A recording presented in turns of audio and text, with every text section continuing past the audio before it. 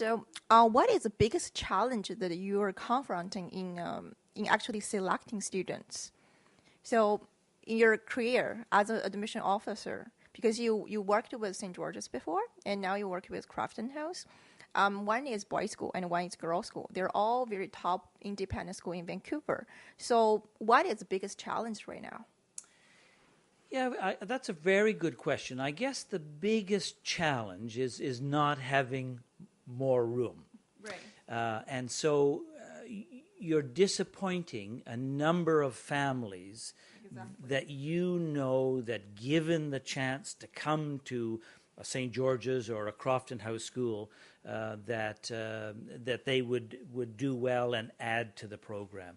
And it's just one of those situations that we find ourselves in, that more people want to come, more qualified people want to come than we have spaces, and that's probably my biggest challenge, is helping families understand that I'm sorry that there isn't room for your daughter, even though we would like to be able to offer her a spot, and because we keep class sizes at a specific level.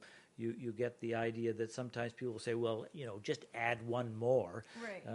But I can tell you that there would be a dozen people like that would say, well, just add one more to your class. So it's keeping to your beliefs in terms of small classes, and ensuring that the quality of the girls that you're taking into the school is good. But that's probably the biggest challenge. Right. And have the Crofton actually have any plan to extend classes in any of the grades? Well, not really.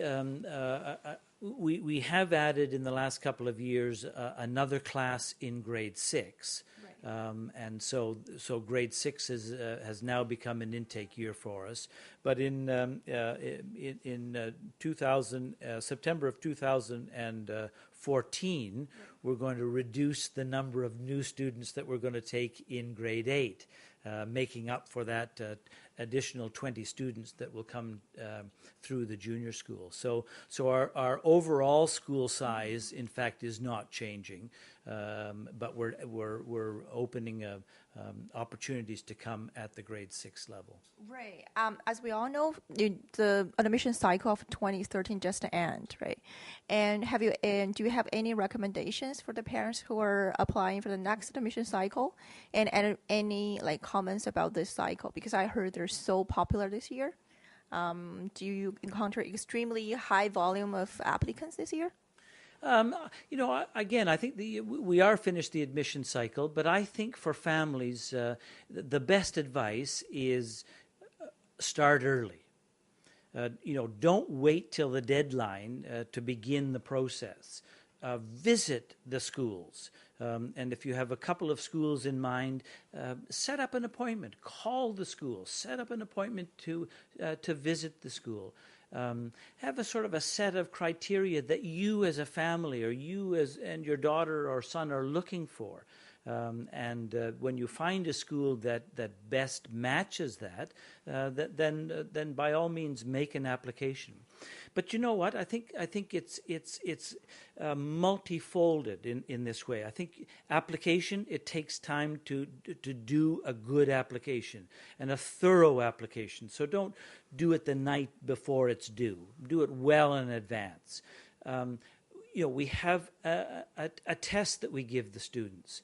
And for high school students, really grade 6 and above, it's the SSAT. So you have to take time to understand what that is all about, and pick your date when you can do that. Letters of reference. I look at letters of reference as a very integral part of what we look at. So ask a coach. Ask somebody who really knows you as a family to support your application to the school, and that has weight.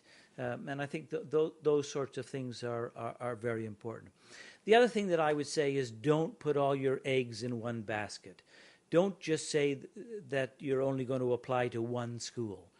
Make sure that you have a safety net so that you're looking at a couple of schools. And yes, you may have a top choice, but I think I liken it to looking at universities. Your children may have a top choice of schools that they'd like to go to for university, but make sure that they are not just applying to one, that they're applying to a few different schools. Right. In Vancouver, it's like kind of immigration companies, it's immigrant cities there. So you probably encounter a lot of parents and students whose first language is not English, especially for Chinese community. It's a huge community here. So any recommendations for those parents who are new immigrants here who want to apply for the Crofton House? Yes. No. Again, a good question. I see a lot of families whose mother tongue is Chinese and whose children really have not spent much time in Canada. And looking at coming to Crofton House School, and it's probably far too soon for them to do that. So I think the sooner families come to Canada, if that's their intention, the sooner they get them into a local school, even for a couple of years, the better chance they have of coming to an independent school that is highly sought after and has a good academic program. For students who have been here less than a year, I say you have little chance of coming to Crofton House, because the skills that you will require in being a student here just haven't been met prior to that. So start early, get them into English programs, get them into a local school, overcome that, get them to understand what is really being looked at various schools, and then making an application. And in that way, you're not going to be disappointed. Mm-hmm. So as we all know, you are actually very active in students' organizations, especially for Heart2Heart. This is an amazing organization, actually. It was established by students, run by students, and held by students as well. So this year, the May 26th is a banquet, the fundraising banquet, and you participated for all the banquets as well. So would you please let us know your expression of the students' organization, like Heart2Heart, and what is your expectation to them as well? Yeah, a very good question. I think Heart2Heart is one of these organizations that really was established by students, so by teenagers, to support the building and of schools in rural China. And when I first heard that, I have to admit I was a bit skeptical about really what they would be able to do. I think that what's really happened is that support from families of their children who are involved in Heart2Heart has been overwhelming. And it's really caught on. I think there are 15 schools in the Lower Mainland that have participants in the Heart2Heart group. And I think that's terrific. So it's young people supporting young people through education and helping them by building schools, by providing supplies that otherwise they wouldn't have, and making an effort, really understanding the process, because my understanding is that in any given year they also go and visit the facilities that they're supporting and building, and making sure that the teachers or the people involved are well supported in this way. So I think it's wonderful, and it's every organization needs support from outside people, and I think we as adults can encourage our children, the people that we have an association with, to really roll up your sleeves and not do it for themselves, but in fact do it for the betterment of the global community. And through education, I think there is no better way to help other people. Yeah. Thank you very much. Heart2Heart, Canadian Youth Society, fostering hope and compassion. Thank you, WOW TV, LAHOO.ca. I think Heart2Heart is a very good student organization that gives students chances to participate in community service, also leadership chances. And I think for me and for people who I know have participated in Heart2Heart, it's a very transformational experience. I think in a few years, Heart2Heart would expand globally. We hope that to get more students involved in this opportunity, and we think that we will want more variety of people engaged in this experience. And we hope that in the future, children in need in China would all get equal opportunity to have the same education. I think Heart2Heart is mutually beneficial to both the children who are receiving the aid and also the students who provide the aid.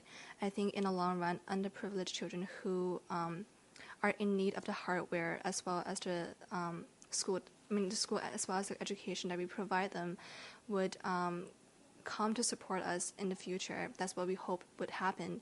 And also I think that students currently who are helping with Heart2Heart would have built a stronger leadership skills and also find a joy in participating in community service.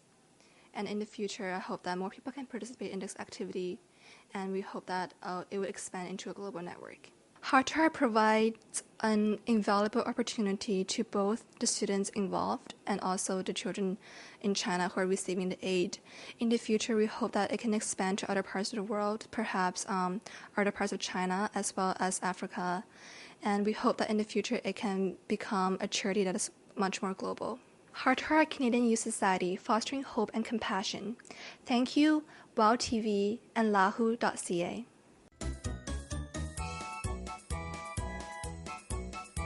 感谢收看今天的大温故事，我们下期再见。